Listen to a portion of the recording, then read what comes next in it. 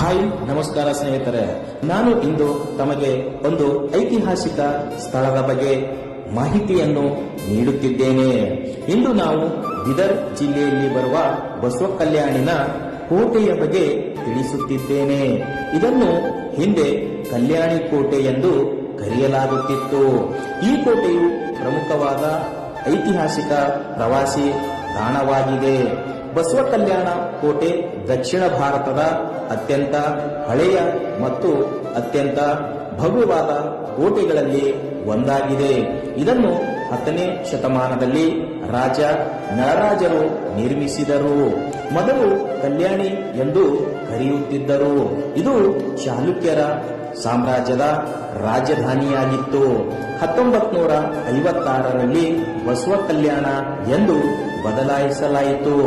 12ನೇ ಶತಮಾನದ ಆಧ್ಯಾತ್ಮಿಕ ವಿದ್ವಾಂಸ ಬಸವೇಶ್ವರರ ಹೆಸರನ್ನು ಇಡಲಾಗಿದೆ.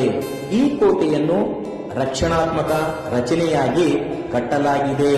ಪ್ರಮುಖವಾದ ಕೋಟೆ ಗೋಡೆಗಳಿಂದ ಬೆಟ್ಟಗಳ ಮೇಲೆ ಹರಡಿದ ಅಂತರ್ ಸಂಪರ್ಕ ಬಂಡೆಗಳೊಂದಿಗೆ ಕೋಟೆಯು 7 ಬಾಗಿಲುಗಳನ್ನು ಹೊಂದಿದೆ. ಮುಖ್ಯ ದ್ವಾರವನ್ನು ಅಖಂಡ ದರ್ವಾಜ ಎಂದು ಕರೆಯಲಾಗುತ್ತದೆ ಮತ್ತು ಇದನ್ನು 4 ಕೆಂಪು ಕಲ್ಲಿನ ಚಪ್ಪಡಿಗಳಿಂದ ನಿರ್ಮಿಸಲಾಗಿದೆ. ಇಲ್ಲೊಂದು ದೇವಸ್ಥಾನವಿದೆ. ದೇವಸ್ಥಾನದ ಮುಂದೆ ರಾಜ್ ಮಹಲ್ ಅರಮನೆ ಕೂಡ ಇದೆ.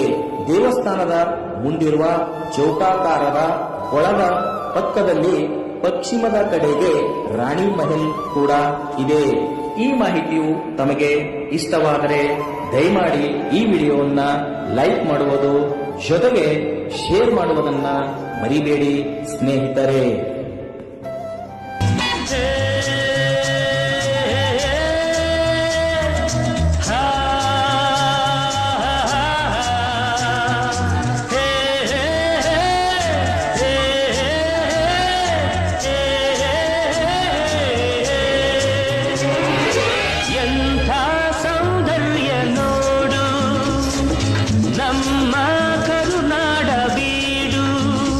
ಗಂಧದ ಗೂಡಿದು ಕಲೆಗಳ ತೌರಿದು ಕನ್ನಡ ನಾಡಿದು ಚಿನ್ನದ ಮಣ್ಣಿದು ಎಂಥ ಸೌಂದರ್ಯ ನೋಡು ನಮ್ಮ ಕರುನಾಡ ಬೀಡು.